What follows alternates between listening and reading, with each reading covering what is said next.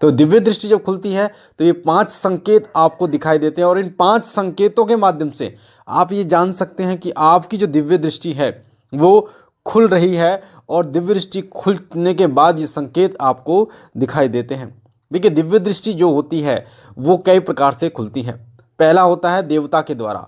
कोई देवता की सवारी अगर आपके शरीर पर आ रही है, यानी कोई भी देवता क्यों ना हो, उनकी सवारी आपके शरीर पर आ रही है, या फिर सवारी भी ना आकर उनका जो स्पर्श है वो आपको हो रहा है, वो आपके बहुत निकट हैं, आपसे बात करते हैं, तो वो आपकी दिव्य दृष्टि को खोलने के योग्य होते हैं और आपकी दिव्य दृष्टि को खोल देते हैं।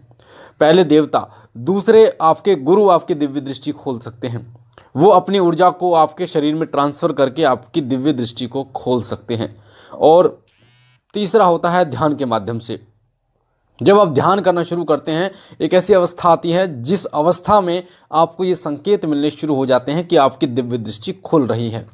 और उन संकेतों को समझने के बाद आप आगे बढ़ना शुरू कर देते हैं। अध्यात्म की तरफ आपका जो रास्ता है वो बनता चला जाता है और फिर आपको ये समझ आता है कि दिव्य दृष्टि खुलने के बाद आपको क्या क्या करना चाहिए। तो इसलिए वीडियो को ध्यान से सुनना ताकि बारीकी से एक एक चीज़ें आपको समझ में आए। पहली बार शिव कृपा परिवार पर आए तो वीडियो को लाइक करना, शेयर करना, साथ ही कमेंट में ओम नमः शिवाय जरूर लिखना। चैनल को सब्सक्राइब कर बेल आइकन को जरूर दबाना। तो सबसे पहला संकेत होता है जब आपकी दिव्य दृष्टि खुल रही होती है, वो होती है कि आपके माथे पे एक खिंचाव होना शुरू हो जाता है।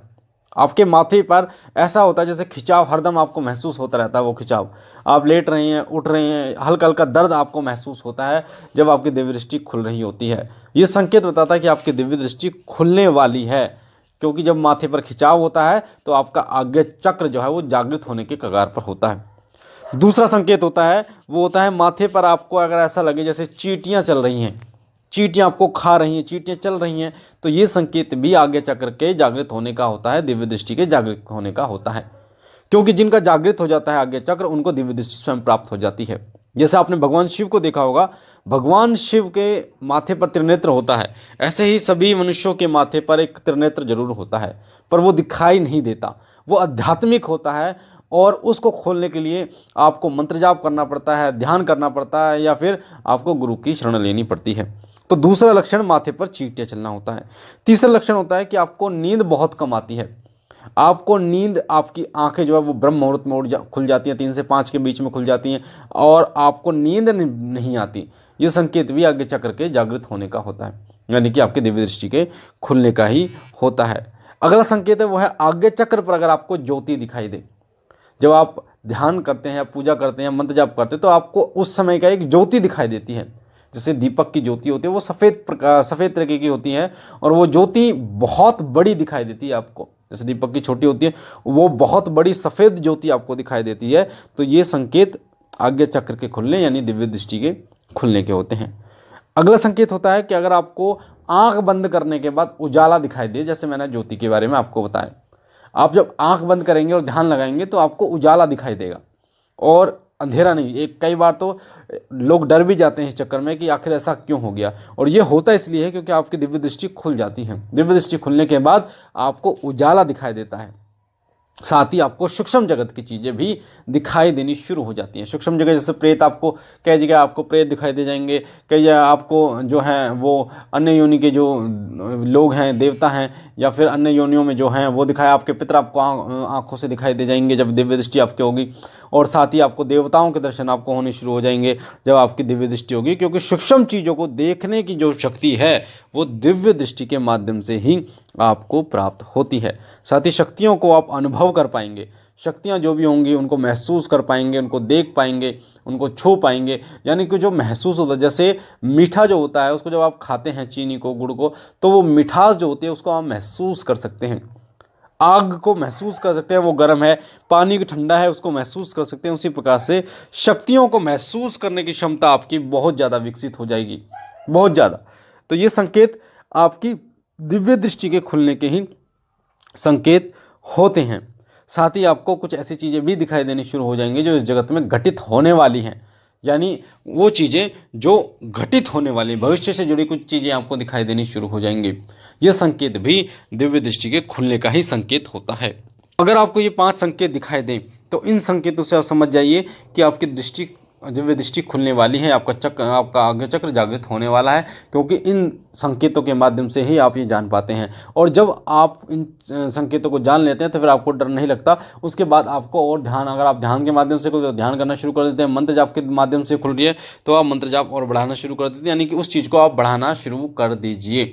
और ध्यान तो बहुत ज़रूरी है, ध्यान आपको जरूर करना चाहिए। इस समय पर आपके शरीर पर बहुत फर्क पड़ता है, इसलिए आपके खाने का ध्यान विशेष रूप से ध्यान दीजिए। और इस समय पर आपके विचारों का बहुत बड़ा प्रभाव पड़ता है, आपके बोलने का बहुत बड़ा प्रभाव पड़ता है, क्योंकि जब दिव्य दृष्टि खुलती है तो आत्मज्ञान होना शुरू हो जाता है और आपका जो ऑरा है वो विकसित होना शुरू हो जाता है। आपके मुख से निकला एक एक शब्द जो है वो सत्य होने के कगार पर होता है। इसलिए इस समय पर आपको सोच समझकर बोलना चाहिए, क्योंकि जब आप बोलते हैं तो वो आपके पुण्य कम हो जाते हैं और वो आपके पुण्य जो हैं उस कार्य को करने में लग जाते हैं। जैसे आपने उदाहरण के लिए देखा होगा कि आप जब किसी को गाली देते हैं तो वो आपको बद्दुआ देता, कहते हैं कि बद्दुआ शाप जो होते हैं वो कार्य करते हैं। उसी प्रकार से आपको दिया गया आशीर्वाद भी कार्य करता है, क्योंकि जो आशीर्वाद देता है ना उसके अकाउंट से पुण्य कट जाते हैं और उस आशीर्वाद को, उस व्यक्ति को फल फूलने का कार्य करना शुरू कर देते हैं। इस प्रकार आशीर्वाद कोई कार्य करता है। उसी तरीके से आपके मुख से निकला हुआ कोई भी शब्द जो भी आप बोलते हैं वो सोच समझकर आपको बोलना चाहिए। किसी को गलत नहीं बोलना चाहिए, किसी को ऐसा नहीं बोलना चाहिए, अपशब्द नहीं बोलना चाहिए जिसको उसका अनिष्ट होने की संभावना हो, क्योंकि बाद में आप उसको बदल नहीं सकते। आपके मुख से निकला एक शब्द जो है वो रामबाण के भांति होता है। इसलिए इस चीज़ का विशेष रूप से ध्यान रखिए।